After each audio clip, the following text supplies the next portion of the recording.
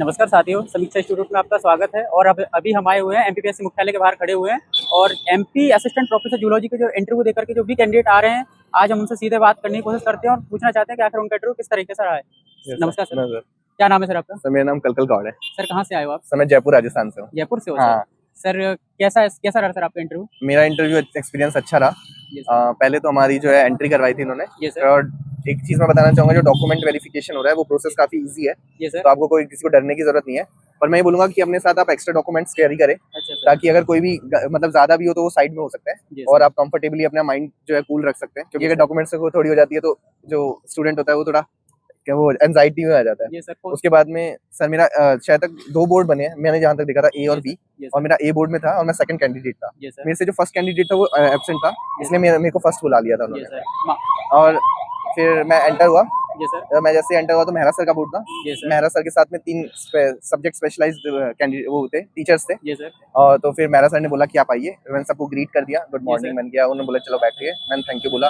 फिर मैं बैठ गया। उन्होंने पहला क्वेश्चन किया, अच्छा आपका नाम कलकल है, ये तो बहुत यूनिक नेम है, ये साहित्यिक नाम है साइंटिफिक नाम है? मैंने बोला सर ये साहित्यिक ही समझ लो आप, क्योंकि इसका मीनिंग होता है कि जब भी नदियां बहती हैं तो कलकल की आवाज जो आती है। तो बोला कि चलो बढ़िया है। फिर उन्होंने खुद ही वो आगे से आपसे इंट्रोडक्शन नहीं कर रहे, वो खुद ही बोल रहे हैं कि अच्छा आप यहाँ से पढ़े हैं, मतलब एक सेल्फ इंट्रोडक्शन बोल रहे हैं आप। हाँ में मिला दिए। फिर बोला कि आप जैसे किरोड़ीमल कॉलेज से पढ़े हैं? मैंने बोला हाँ। फिर उन्होंने मेरे से क्वेश्चन पूछा कि अच्छा आप बताइए कि रिसेंट में कोई स्टडी चल रही हो जो जूलॉजी में चल रही हो, पब्लिश हुई हो? तो मैंने एक इकोलॉजी के अंदर एक पब्लिश हुई थी स्टडी, 3 दिन पहले मैंने अखबार में पढ़ी थी। तो मैंने वो उनको बता दी, वो क्लाइमेट चेंज से रिलेटेड थी। तो मैंने उनको बताई। वो मेरे को बोलते हैं कि अच्छा ऐसा मैंने तो नहीं सुना इसके बारे में, इसके बारे में तो न्यूज में होना चाहिए था अगर इतनी है। मैंने बोला सर शायद आपने नहीं सुना होगा, पर सर मैंने ये 3 दिन पहले पढ़ा है। तो मतलब अगर वो आपको ऐसे बोले भी कि वो अगर चाहे कि आपको थोड़ा की, पर आप अपनी मतलब चीज पे जो आपने कॉन्फिडेंट है और जो आपकी ट्रू है उस पर आप वो कर ली, क्योंकि वो आपको चेक करने की कोशिश करते हैं कि आपने पढ़ी है या नहीं पढ़ी है। तो आप उसको पोलाइटली हाँ भी कर सकते हैं और ना भी कर सकते हैं। सर हाँ सर। एटमॉस्फेयर कैसा सर? एटमॉस्फेयर जैसे अभी जाते तो काफी बच्चे रहते हैं तो थोड़ा इंटेंसिफाई लगता है।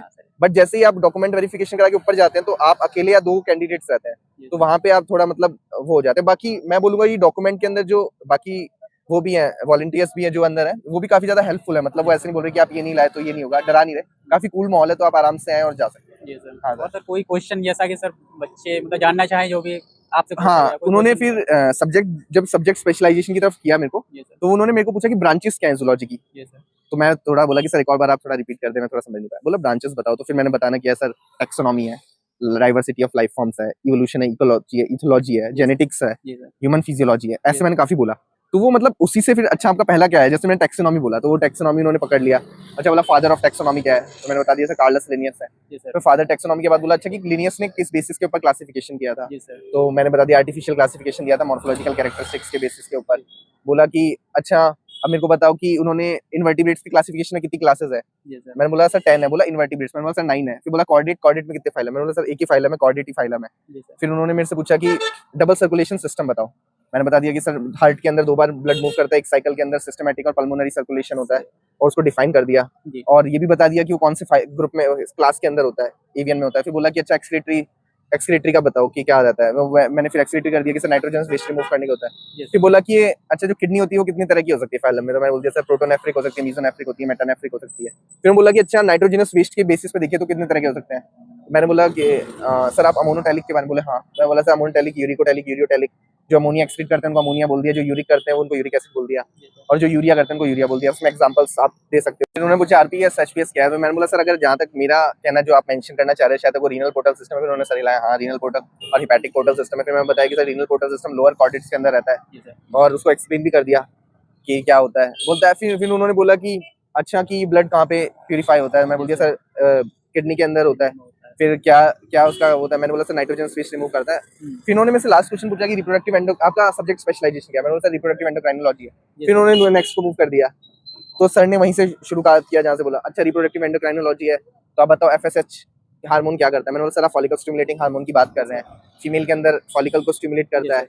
फिर वो बोलते हैं अच्छा मेल में क्या करता है? मैंने बोला सर स्पर्मेटोजोआ को न्यूट्रिशन प्रोवाइड कराता है एडोली सेल की मदद से। बोला दूसरा हार्मोन बताओ? मैंने बोला सर दूसरा हार्मोन एलएच हार्मोन है। बोला ये क्या करता है? मैंने बोला सर लेडिक सेल को स्टिमुलेट करता है और एंड्रोजन प्रोडक्शन करता है। फिर बोलते हैं कि अच्छा टेस्टोस्टेरोन का क्या काम है? मैंने बोला सर जैसे मैंने मेंशन किया टेस्टोस्टेरोन एंड्रोजन ही बोलते हैं उसको, मेल कैरेक्टरिस्टिक्स के लिए रिस्पांसिबल होता है और मेलनेस लेके आता है।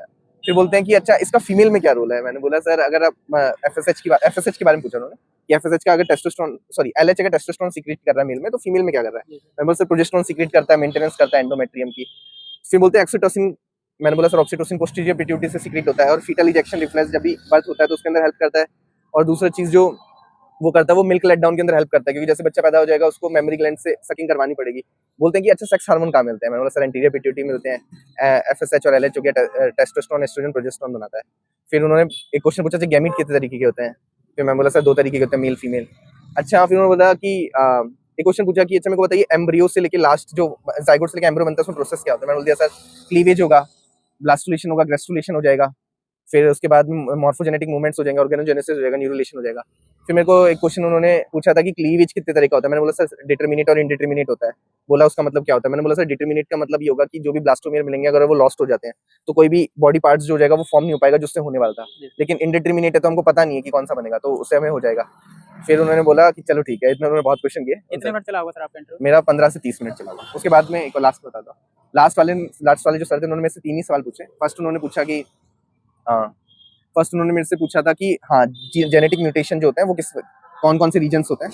सेकंड उन्होंने मेरे से पूछा था कि रिसेप्टर्स के बारे में बताओ। और थर्ड उन्होंने बोला कि लास्ट सवाल है कि जीन एक्सप्रेशन बताओ। सर ये पूछना है। ये सर फिर आपको कैसा लगा सर? आप कितना रेटिंग देना चाहोगे आपने? मेरे को अच्छा गया मेरा इंटरव्यू। जहाँ से मैं दूंगा मैं तो 5 आउट ऑफ 5 ही दूंगा अगर आप बोलोगे तो।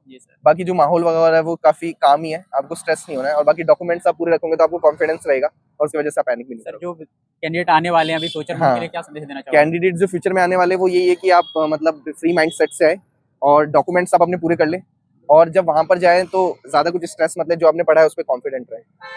Thank you.